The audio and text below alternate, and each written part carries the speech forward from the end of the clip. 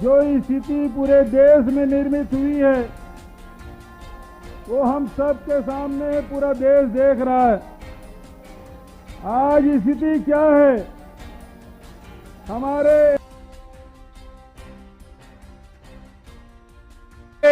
CWC के member, party के कार्यकर्ता हम अपने अखिल भारतीय कांग्रेस कमेटी के दफ्तर नहीं आ सकते। आज सब यहाँ आए तो कितना संघर्ष करना पड़ा। 5-5 बैरिकेडिंग आप पार करके आए, पुलिस को आई कार्ड दिखाए, और ये आज अकेले पहले दिन नहीं हो रहा है।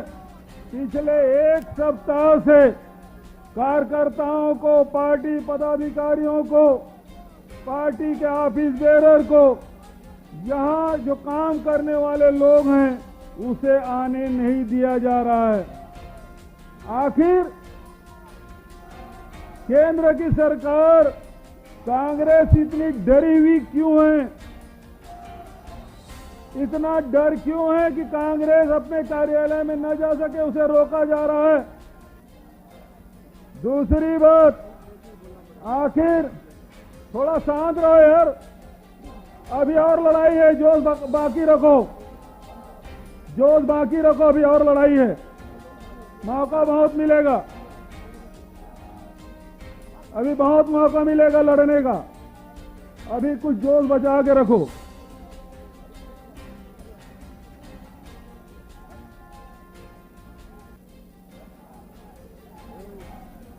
थोड़ा शांत रहें। आखिर तकनीकी कारणों के बारे में चिदम्बरम साहब ने बहुत सी जानकारी दी। National Herald AGL Young India के बारे में जानकारी हमारे सुरजेवाला जी ने दिया। कल भी मनु सिंघवी जी ने, अजय माकन जी ने, सबने अपनी बात रखी। प्रेस में लगातार हमारे सब वरिष्ठ नेतागण मीडिया के माध्यम से पूरे देश को जानकारी दे रहे हैं। आखिर असंवैधानिक तरीके से राहुल जी को क्यों बुलाया गया? उनको केवल खतरा, भारतीय जनता पार्टी को केवल यदि खतरा है तो कांग्रेस पार्टी से है, और कांग्रेस के नेता राहुल गांधी से है। क्योंकि राहुल गांधी जी हैं जो किसानों की लड़ाई लड़ते हैं, राहुल गांधी जी हैं जो नौजवानों की लड़ाई लड़ते हैं, राहुल गांधी जी हैं दलितों की लड़ाई लड़ते हैं। और जब जब सरकार गलती करती है उसके पहले चेतावनी देते हैं कि आप गलत करने जा रहे हो। भूमि अधिग्रहण बिल वापस ले रहे थे, तब भी राहुल जी ने चेतावनी दी थी। राहुल जी ने तब भी चेतावनी दी थी जब आप नोटबंदी कर रहे थे। राहुल जी तब भी चेतावनी दी जब जीएसटी आप लागू कर रहे थे। राहुल गांधी जी तब भी चेतावनी दिए जब वैश्विक महामारी आ रहा था। राहुल गांधी जी तब भी चेतावनी दिए थे जब आप लॉकडाउन लगाए। और राहुल गांधी जी तब भी चेतावनी दिए जब अभी जवानों के साथ, उनके भविष्य के साथ खिलवाड़ कर रहे हैं। इस आवाज को दबाना चाहते हैं और देश के गरीबों, किसानों, मजदूरों के साथ राहुल गांधी लड़ाई लड़ रहे हैं तो उनको दबाने की कोशिश कर रहे हैं। और जो राहुल गांधी जी को साथ दे रहे हैं उन नेताओं और कार्यकर्ताओं को लाठी से पीटा जा रहा है, उसे अपमानित किया जा रहा है, बसों में ठूस के दूर थानों में ले जा रहे हैं जहां पानी नहीं, नाश्ता नहीं, खाना नहीं, कोई एफआईआर नहीं। तो देश के लिए लड़ने वाले नेता राहुल जी को प्रताड़ित करने का काम, और राहुल जी को साथ देने वाले चाहे नेता हो, चाहे हमारे सांसद हो, विधायक हो, चाहे कार्यकर्ता हो, उनको प्रताड़ित करने का काम कर रहे हैं। आज लड़ाई इसी बात की है, देश को बचाने की जरूरत है, देश के किसानों के हक की रक्षा करने की आवश्यकता है, देश के नौजवानों के भविष्य को सुरक्षित करने की आवश्यकता है। ये लड़ाई राहुल गांधी जी लड़ रहे हैं, कांग्रेस पार्टी लड़ रही है तो हम सब लड़ेंगे और जीतेंगे। मेरे साथ में नारा लगाइए, मैं नारा के बाद अपनी बात में समाप्त करूंगा। कांग्रेस पार्टी जय जवान, जय जवान। अब जवानों की बात आई तो ये कहते हैं कि 4 साल की भर्ती, 6 महीने का ट्रेनिंग। अरे 6 महीने में तो लेफ्ट राइट करना और यूनिफॉर्म पहनना नहीं आ पाता, आप सेना में भर्ती कर देंगे। और 4 साल बाद जो आदमी जब नौकरी करता है 60 साल में रिटायर होता है तो दादा बन जाता है, नाना बन जाता है। अब तो जो रिटायर होंगे हमारे जवान तो रिटायरमेंट के बाद शादी करेंगे। ये स्थिति ला दी। कहते हैं कि भाजपा के कार्यालय में चपरासी की नौकरी देंगे। खट्टर जी कहते हैं वहां से निकलने के बाद आपको नौकरी देंगे, इसकी गारंटी। देश में सबसे ज्यादा बेरोजगारी कहीं है तो हरियाणा में 24% से ज्यादा। और वो कहते हैं कि अब आप पूरी वहां से सेना से रिटायर होइए, आपकी नौकरी पक्की। इसका मतलब क्या है? सेना में आरक्षण नहीं और उसके बाद आप भर्ती कर देंगे तो मतलब खट्टर जी पूरा हरियाणा में आरक्षण समाप्त करना चाहते हैं। तो भारतीय जनता पार्टी लगातार दलितों के, आदिवासियों के, पिछड़ों के हक मारते रहे हैं और एक नया शिगुफा इन्होंने छेड़ा है। तो आरक्षण भी खत्म करने वाले हैं, नौकरी भी खत्म करने वाले हैं। तो मैं आप सबसे यही कहना चाहता हूं, इस बात को, नेशनल हेराल्ड के मुद्दे को जन जन तक पहुंचाने की जरूरत है। और नौजवानों के साथ जहां सेना में भर्ती 3 साल से बंद है, रेलवे में भर्ती बंद है, सारे सार्वजनिक उपक्रम में वो बेचे जा रहे हैं, अब नौकरियां भी नहीं है। तो ये स्थिति बन रही है। तो पूरे देश के नौजवान और किसानों को साथ लेकर लड़ने की आवश्यकता है।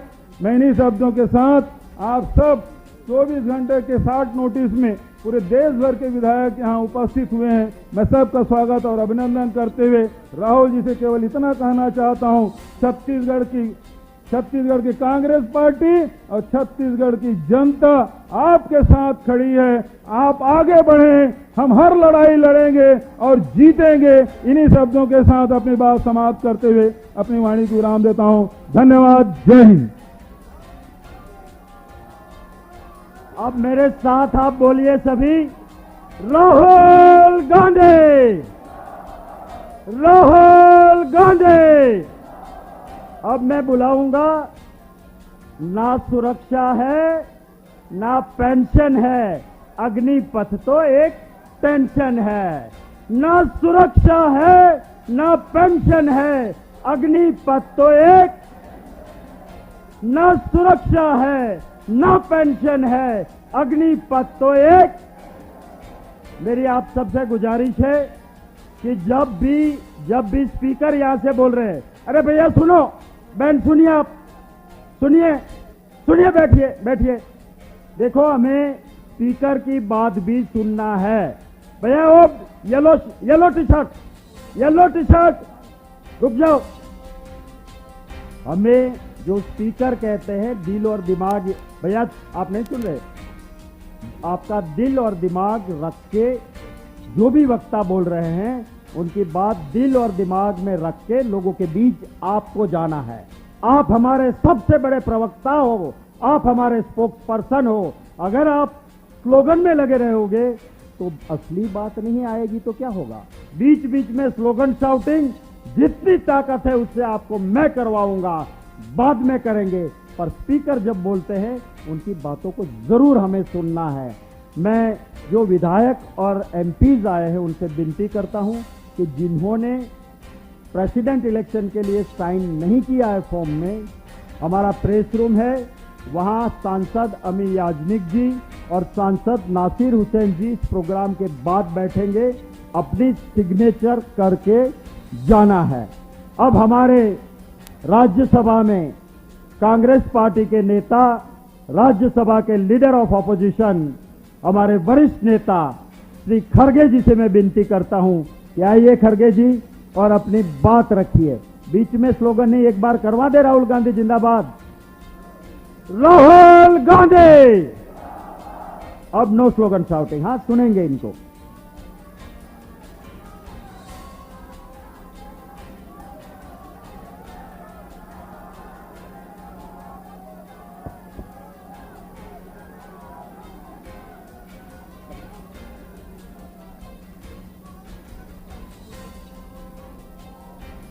आज के इस समारंभ में मंच पर बैठे हुए हमारे नेता राहुल गांधी जी और प्रियंका गांधी जी, ऑर्गेनाइजेशन के सेक्रेटरी श्री वेणुगोपाल जी और पार्लियामेंट के फ्लोर लीडर आदिर रंजन चौधरी जी अभी बड़े जोश के साथ आपके सामने अपने बात को रखे। छत्तीसगढ़ के सीएम जो लगातार यहाँ अपना कैंप डाले हैं और बहुत कोशिश ये कर रहे हैं कि सबको इकट्ठा करके लड़ने का, बघेल साहब और इस मंच पे बैठे हुए सभी वर्किंग कमेटी के सदस्य, जनरल सेक्रेटरी और यहाँ पर पधारे हुए मेरे पार्लियामेंट के मेंबर्स, एमएलए और सारे प्रमुख नेतागण जो हर स्टेट से यहाँ पर आए हैं, उन सभी को मैं नमस्कार करता हूँ, क्योंकि आप पौंडीचेरी से लेकर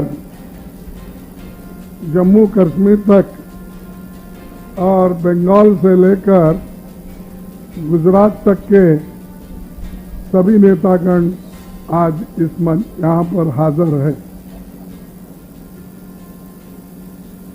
आपको सभी चीजें हमारे जनरल सेक्रेटरी साहब रणदीप सिंह सुरजेवाला जी ने बताया, फिर पीसी चिदम्बर जी ने सविस्तार में अंग्रेजी में बताया, तो मैं ज्यादा वक्त आपका न लेते हुए, क्योंकि हम सब प्रतीक्षा कर रहे हैं राहुल गांधी जी क्या बोलेंगे और उनके भाषण के लिए ही आप लोग बड़े आतुरता के साथ बैठे हैं।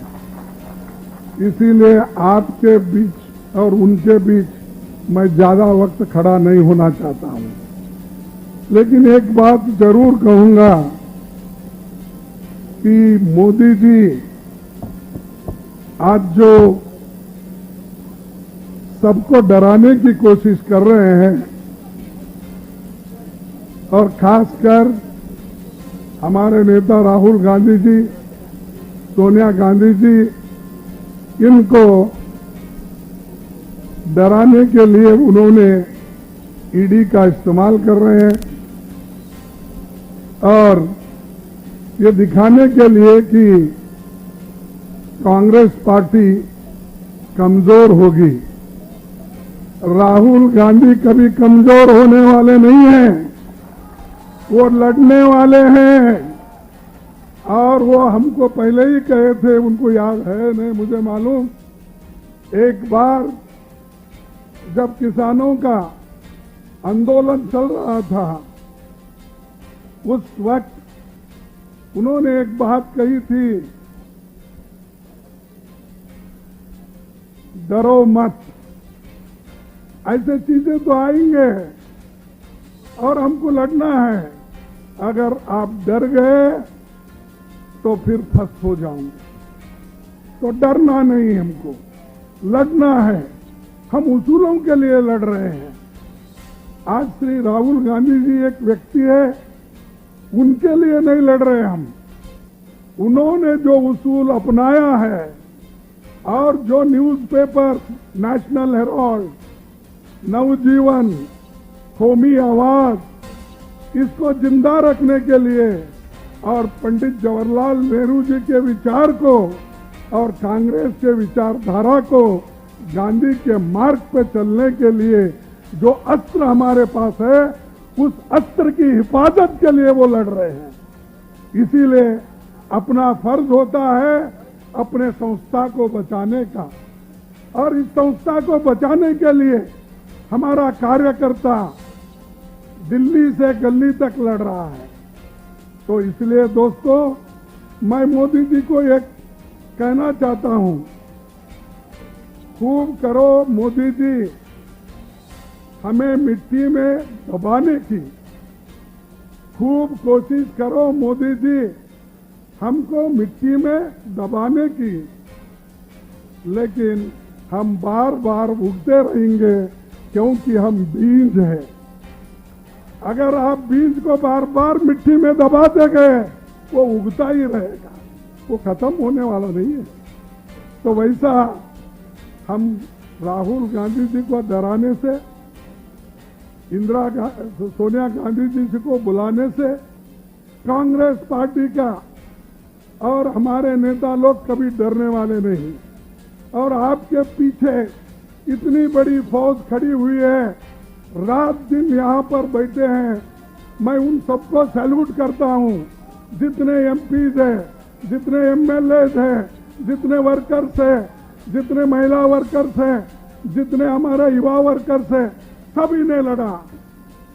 कईयों पुलिस स्टेशन में गए, 50-50 किलोमीटर दूर दूर गए, उनको वहां पर रखा गया, कई जगह तो मारा गया, आप देखे हैं।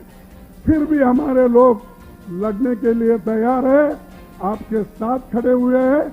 हम सब इस पार्टी के साथ खड़े हुए और आपके साथ खड़े हुए, इसलिए हम डरने वाले नहीं हैं। और दूसरी बात, ईडी मुझे भी थोड़ा मालूम हो गया है, क्योंकि मैं भी 1-2 बार गया था इसी संदर्भ में। वो पूछते हैं कुछ ना कुछ, और घंटों से पूछते हैं, उसमें कुछ नहीं रहता। एक ही प्रश्न को 10 बार पूछेंगे, फिर वहीं आएंगे, फिर दूसरे लफ्जों में कहेंगे, दूसरे शब्दों में कहेंगे, वो घुमाते ही रहेंगे। तो राहुल गांधी जी को 60 घंटे उन्होंने वहां पर बिठाया। भाई 60 घंटे का कौन से ऐसे प्रश्न है? अगर आप 5 प्रश्न भी पूछेंगे 1 घंटे में खत्म होगा, अगर आप 10 भी पूछेंगे 2 घंटे में खत्म होगा।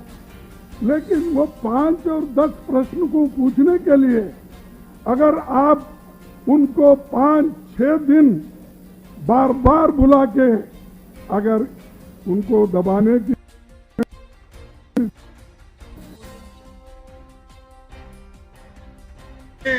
आपके लिए भी, क्योंकि वो नेता डरने वाला नहीं है। और आप उसके क्योंकि उन्होंने इन्फ्लेशन पे बात करते हैं, अनएम्प्लॉयमेंट पे बात करते हैं, गरीबों शोषितों की बात करते हैं, इसीलिए आप डरते हैं। जब डरते हैं तो आप ऐसे काम करते हैं। तो मुझे यही कहना है भाइयों, हम सब मिलके एक होकर जो लड़ रहे हैं इसको आगे बढ़ाना है। और जो अग्निपथ का जो समस्या आज उन्होंने खड़ा किया है, तो मैं मोदी जी को एक ही बात कहूंगा, भाई 26 लाख वैकेंसीज सरकारी नौकरी खाली पड़े हैं, आप क्यों नहीं भर्ती कर रहे हैं? क्योंकि उसमें रिजर्वेशन मिलेगा, बैकवर्ड को मिलेगा, शेड्यूल्ड कास्ट को मिलेगा, अपर कास्ट को 10% मिलेगा, इसीलिए आप नहीं करना चाहते हैं। और यहां बोल रहे 46,000 हम ये जो अग्निवीर बनाएंगे, अग्निपथ में रिक्रूट करेंगे। तो इसीलिए भाइयों, ये जो उनकी कोशिश हो रही है, इसलिए हम बाहर भी लड़ेंगे, अंदर भी लड़ेंगे और पार्लियामेंट के अंदर भी हम ये बात उठाएंगे, वहां भी जोर शोर से लड़ेंगे। इतना कहते हुए मैं ज्यादा वक्त आपका नहीं लेता, क्योंकि अभी बहुत से वक्ता बोलने वाले हैं। खास करके राहुल गांधी जी आपके सामने बात करेंगे, प्रियंका गांधी जी पे बात करेंगे, उनकी बात को आप सुनेंगे। ऐसा मैं कहते हुए मेरे 4 शब्द को माफ करता हूं। जय हिंद, जय कांग्रेस। मैं दो ही स्लोगन बोलूंगा, आप सभी लोग बोलना चाहिए। जय हिंद। अरे जोर से बोलो, आपकी सुआल, आपका आवाज सुन के मोदी तो भागे बाहर। जय हिंद, जय हिंद। धन्यवाद।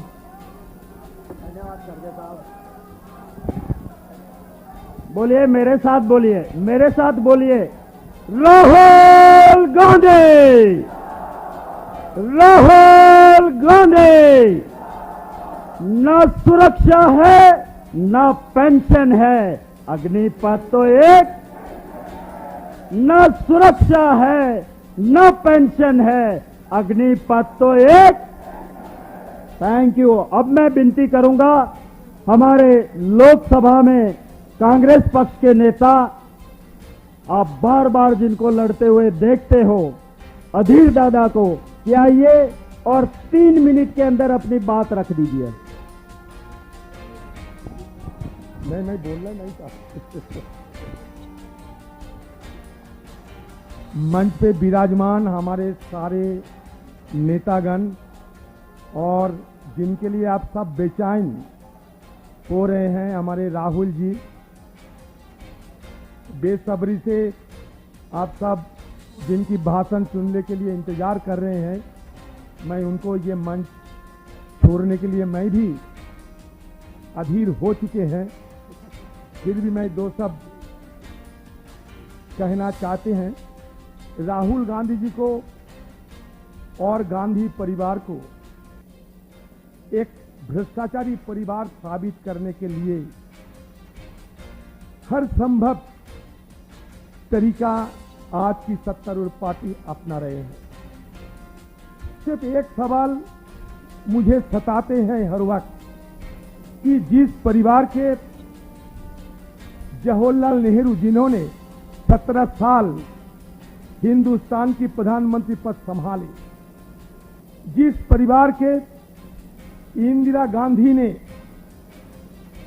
ये हिंदुस्तान की एक ताकतवर प्रधानमंत्री के रूप से देश को संभाली, इसके साथ जिस परिवार के राजीव गांधी ने ये देश के लिए शहादत किए, इसके अलावा कांग्रेस पार्टी की लाल बहादुर शास्त्री से लेकर मनमोहन सिंह जी, इतने साल हिंदुस्तान में कांग्रेस पार्टी की राज चली। वो परिवार वो सिर्फ 90 करोड़ रुपया के लिए कभी मोहताज हो सकता? आप बताइए। ये सरकार ये साबित करना चाहते हैं कि नेशनल हेराल्ड जो अखबार और उसके साथ जुड़े हुए 90 करोड़ ये घोटाला साबित करना चाहते हैं हिंदुस्तान के आम लोगों की जहन में। लेकिन जब हम ये सोचेंगे कि जिस परिवार हमारे देश के लिए शहादत देने में हर वक्त सामने आ चुके और बलिदान दिए हैं, इंदिरा गांधी से लेकर राजीव गांधी जी, जिस परिवार के हमारे नेत्री सोनिया गांधी जी, जिनको प्रधानमंत्री पद देने के लिए जब सारे देश की कांग्रेस पार्टी गुहार लगा रहे थे, बेचैन थे, उस समय भी उन्होंने नकारा। उस परिवार, उसके लिए 90 करोड़ रुपया कोई बड़ी बात है? आप बताओ। ये सिर्फ एक साजिश। ये परिवार को, छवि को धूमिल करने के लिए हिंदुस्तान में इसलिए हम लड़ते रहेंगे।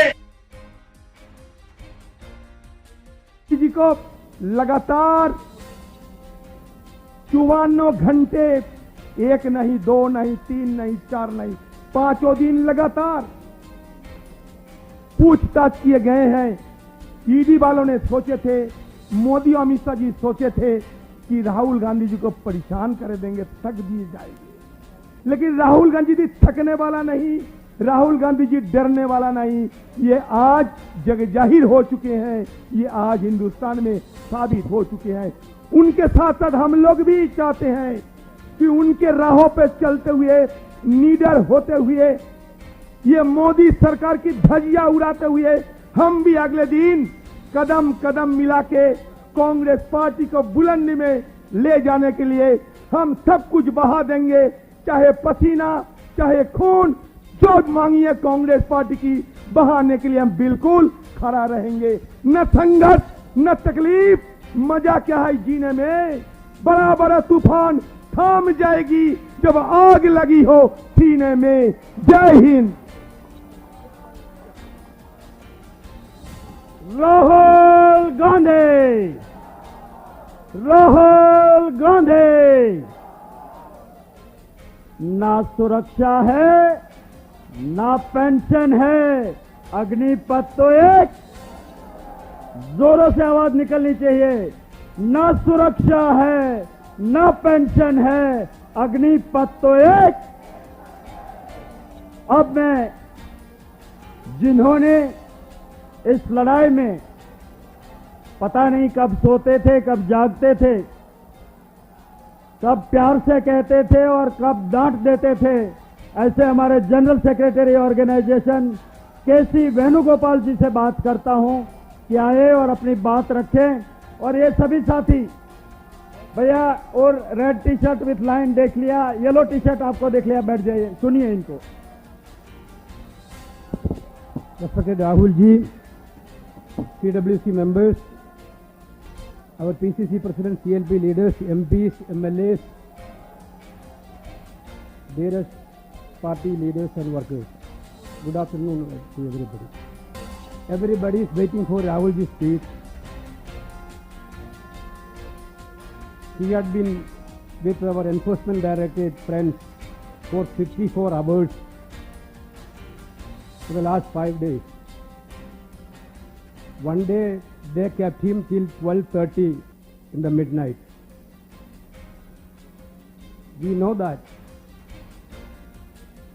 he didn't take much food during the course of this questioning. But one thing I now sure that the people, those who are questioning Rahul Gandhi, may understand now who is Rahul Gandhi. Whether Rahul Gandhi is going to scared by this type of gimmicks or not. Rahul Gandhi is the grandson of great Indira Ji. Rahul Gandhi is the son of Rajiv Gandhi.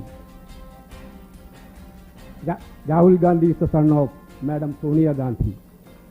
Therefore, Rahul ji, we are really proud of you. Being the workers of Congress Party, we are really proud of you. Because our opponents thought that by grilling you 5 days continuously, they thought that you will be tired, you will be exhausted. Then it is very easy for them to do their anti-people policies and activities. Now, we know that Chidambaram ji and Surjewala ji here already explained what is National Herald case. Congress Party has given 90 crores to our own newspaper. BJP is giving 50 crores to each MLA too.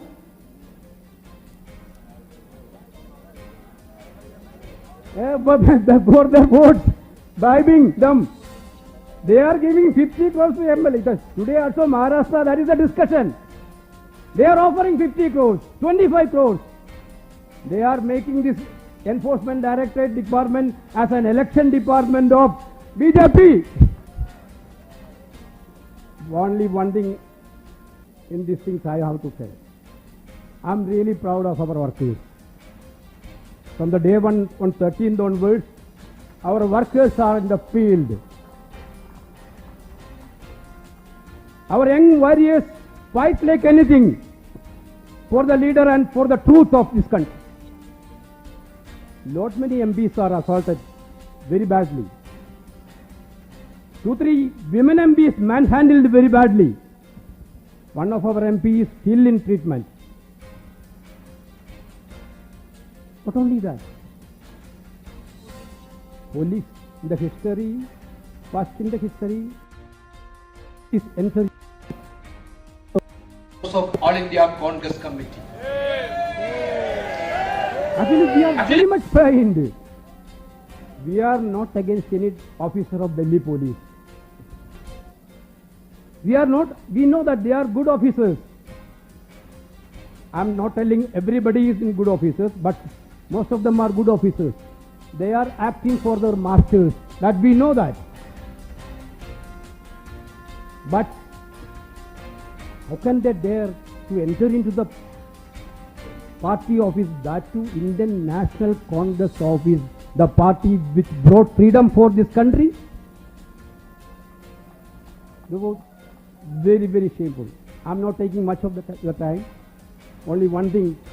Now, Rahul ji told us, Madam Sonia ji told us, our prime motive is to concentrate on issues relating to the youth of the country. Agnipath. Madam very categorically told, concentrate on that. Congress President clearly have given direction. We have done a good demonstration in Jantar Mandar 3 days before with the CWC members and MPs. Our MPs marched to Rashtrapati Bhavan. Our leaders given a memorandum to the Rashtrapati to withdraw the scheme. Second stage, AICC has decided to hold the demonstration all over the country on 27th of this month. In each assembly constituency,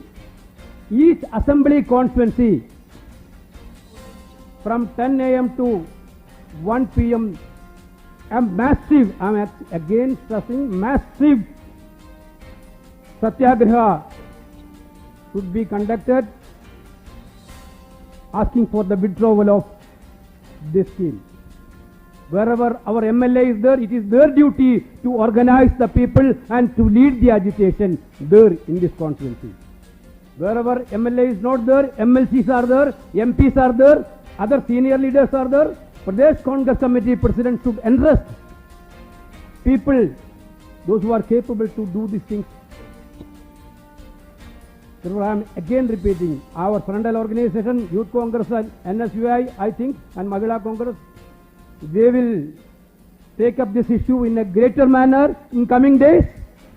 Therefore, we are not going to leave this government to implement this scheme. We will fight against this scheme because this is anti-youth.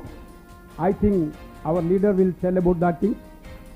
Once again, on behalf of All India Congress Committee, I am sincerely thanking all of you, especially the MLAs come within a short notice, and our warriors, those who are fighting in the street for the truth. Thank you very much. Jai Hind. मैं आ गया हूं slogan shouting करवाने। राहुल गांधी, राहुल गांधी, ना सुरक्षा है ना pension है, अग्निपथ तो ना सुरक्षा है ना पेंशन है, अग्निपथ तो। सुनिए सुनिए सुनिए भैया, उधर उधर भैया मेरी तरह दाढ़ी वाले, रुक जाओ रुक जाओ रुक जाओ। हम लोग अब राहुल गांधी जी को सुनना चाहते हैं ना,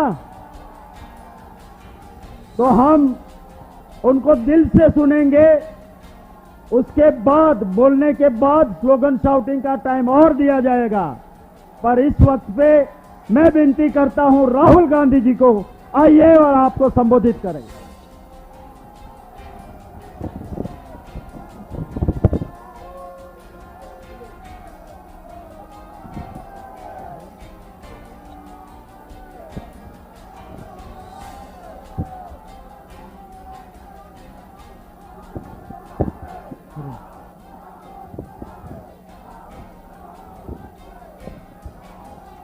CWC members, MPs, MLAs, leaders from across the country, workers, I'd like to welcome all of you here today.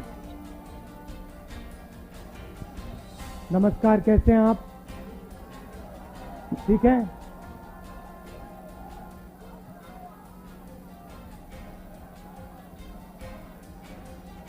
तो मुझे कुछ दिन पहले ईडी ऑफिस में बुलाया गया। अच्छा भैया शांत हो जाएं। कुछ दिन पहले मुझे ईडी ऑफिस में बुलाया गया। छोटा सा कमरा था, 12 फुट बाय 12 फुट मान लो। बीच में मेज थी, कंप्यूटर था, 3 ईडी के ऑफिसर बैठे थे, एक बाहर खड़ा था और मैं उनके साथ कमरे में बैठा।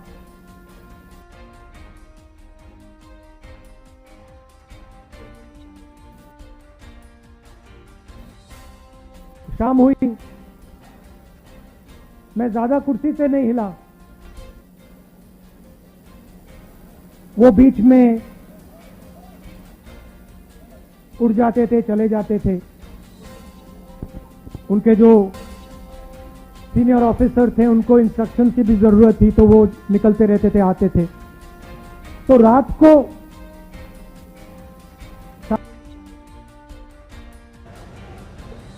राहुल जी, एक बात आप हमें बताइए, आप यहां बैठे हैं, आप कुर्सी से उठते नहीं हैं, आप सीधे बैठे रहते हैं और 11 घंटे हो रहे हैं, 11:30 घंटे हो रहे हैं, आप बिल्कुल थके ही नहीं हो। हम थक गए हैं मगर आप नहीं थके।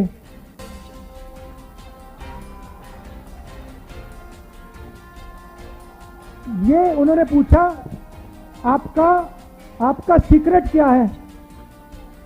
मैंने सोचा और मैंने कहा कि इनको सच्ची बात नहीं कहता हूं, दूसरी बात कह देता हूं,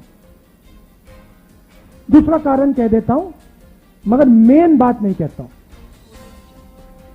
मैंने कहा कि मैं विपासना करता हूं, उसमें बैठना पड़ता है, तो आदत लग गई है, मुझे कोई प्रॉब्लम नहीं, 6, 7, 8, 10 घंटे बैठा दो, मुझे कोई फर्क नहीं पड़ता। तो फिर उन्होंने मुझे पूछा, विपासना के बारे में पूछा,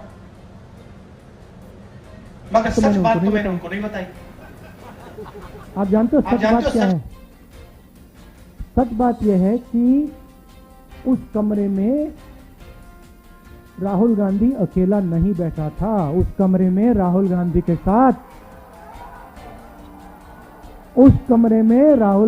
साथ कांग्रेस का हर नेता, हर कार्यकर्ता कमरे में बैठा था।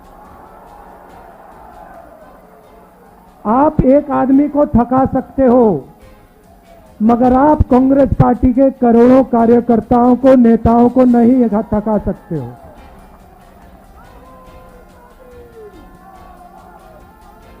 और सिर्फ कांग्रेस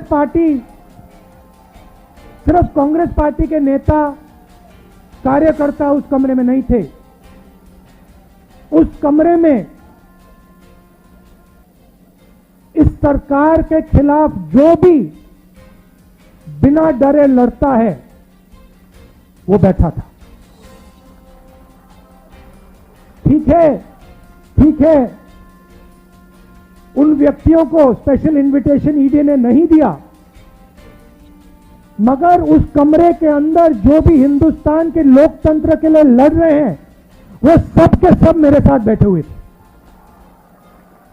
तो थकूंगा कैसे? अच्छा, फिर 3, 4, 5 दिन हुए,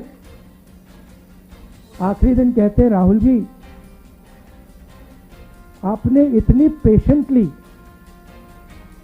सवाल के जवाब दिए, हर सवाल को आपने सुना, आपने जवाब दिया, फिर आपने चेक किया, तो इतनी पेशेंस आप में से आपको कहां से मिल गई? मैंने कहा भैया ये तो मैं आपको नहीं बता सकता। वो पहले आपने थकान की बात पूछी, मैंने विपासना बोल दिया, मैं पेशेंस का नहीं कह सकता आपको। आप जानते हो पेशेंस कहां से आई? कह देना था कांग्रेस पार्टी में 2004 से काम कर रहा हूं। पेशेंस नहीं आएगी तो क्या आएगी?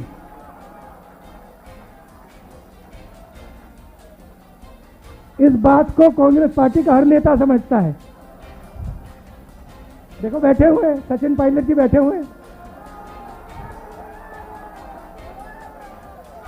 सब बैठे हुए हैं, मैं बैठा हूं। तो ये जो हमारी पार्टी है, संगठन है, सिद्धरमैया जी भी बैठे हुए हैं, रणदीप, सब बैठे हुए हैं, पेशेंटली बैठे हुए हैं, प्यार से बैठे हुए हैं। तो ये जो हमारी पार्टी है, ये हमें थकने नहीं देती है और ये हमें रोज पेशेंस सिखाती है और इसी से हमें स्ट्रेंथ आती है, इसी से हम लड़ते हैं। उधर पेशेंस की कोई जरूरत नहीं, उधर बस हाथ जोड़ दो, मत्था टेक दो, सच्चाई मत बोलो, काम हो जाएगा। तो सबसे पहले मैं आपका धन्यवाद करना चाहता हूं कि आपको लगा होगा कि राहुल गांधी 5 दिन 3-4 ईडी ऑफिसरों के साथ अकेला बैठा है। आप गलतफहमी में हो।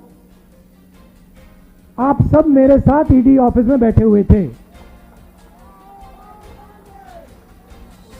और आपने अपनी शक्ति मुझे दी, इसीलिए ईडी सीडी कुछ नहीं, कुछ फर्क नहीं पड़ता। और मैं आपको बताऊं, वेणुगोपाल जी ने कहा, मैं आपको बता रहा हूं, जो ऑफिसर्स थे जिन्होंने मुझे इंटरोगेट किया, उनको भी यह बात समझ आ गई कि कांग्रेस पार्टी के नेता को डराया नहीं जा सकता है, कांग्रेस पार्टी के नेता को दबाया नहीं जा सकता है, धमकाया नहीं जा सकता है, क्योंकि कांग्रेस पार्टी सच्चाई के लिए लड़ती है। सच्चाई में पेशेंस की कोई कमी नहीं होती, सच्चाई कभी थकती नहीं है। झूठ जरूर थक जाएगा, मगर सच्चाई कभी नहीं थकती। सच्चाई में पेशेंस की कोई कमी नहीं हो सकती। तो मैं आपको दिल से धन्यवाद करना चाहता हूं।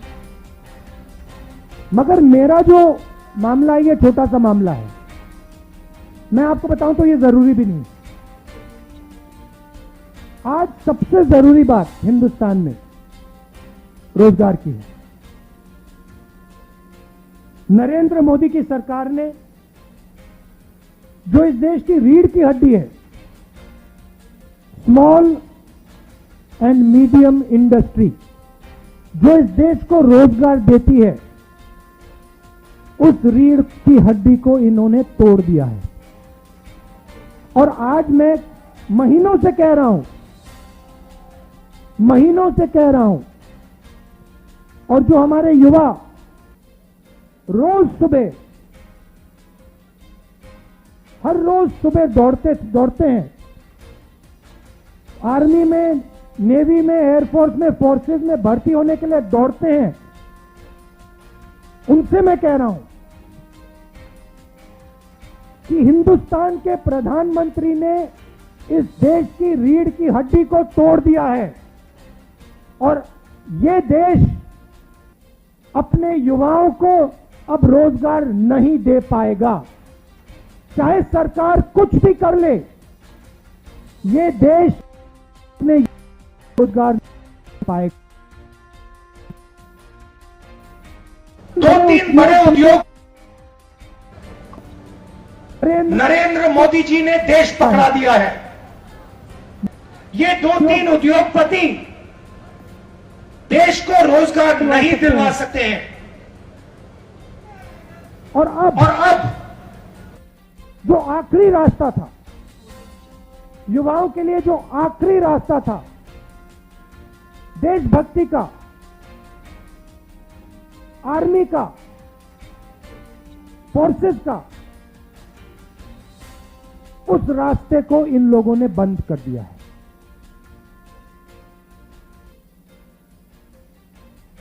वन रैंक वन पेंशन की बात करते थे, अब नो रैंक नो पेंशन। अब आप दौड़ो, सुबह सुबह दौड़ो, आर्मी में भर्ती हो और फिर घर जाओ। और याद रखना, जब आप घर जाओगे, मैं गारंटी करके कह रहा हूं, जब आप घर जाओगे, आर्मी के बाद घर जाओगे, आपको कोई रोजगार नहीं मिलने वाला है, कोई रोजगार नहीं मिलने वाला है। दूसरी तरफ आज चाइना की सेना हिंदुस्तान की धरती में बैठी हुई है। 1000 स्क्वायर किलोमीटर से ज्यादा जमीन चाइना की सेना ने हमसे छीनी है। यह सच्चाई है, इस बात को हिंदुस्तान की सरकार ने एक्सेप्ट किया है। सेना को मजबूत करना चाहिए और सरकार सेना को कमजोर कर रही है, और इसका नतीजा आएगा। जब युद्ध होगा तब इसका नतीजा आएगा।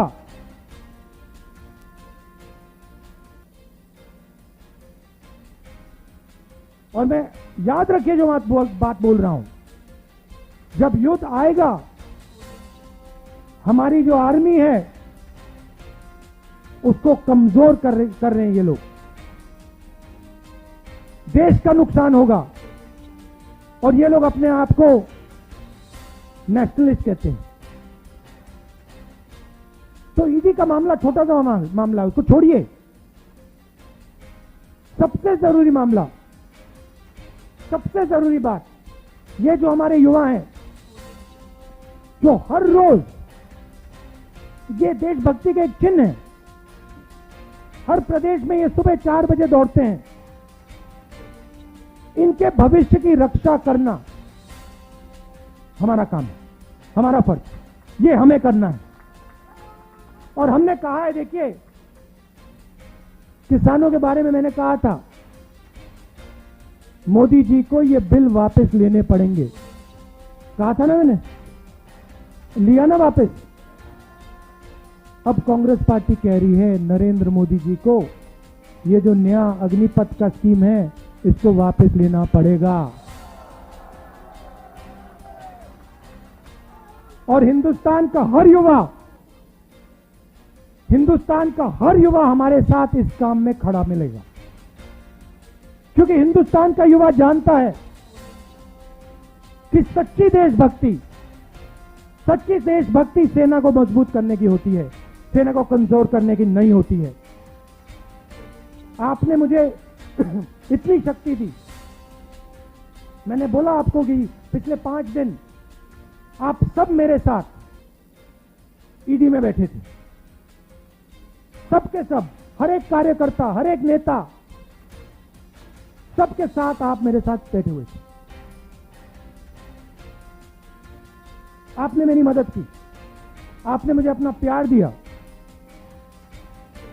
इसके लिए मैं आपको दिल से धन्यवाद करना चाहता हूं। और एक साथ मिलकर ये जो नया धोखा किया है नरेंद्र मोदी जी ने सेना के साथ, देश के साथ, इसको हम रद्द करवाएंगे। आप सबका फिर से बहुत बहुत धन्यवाद।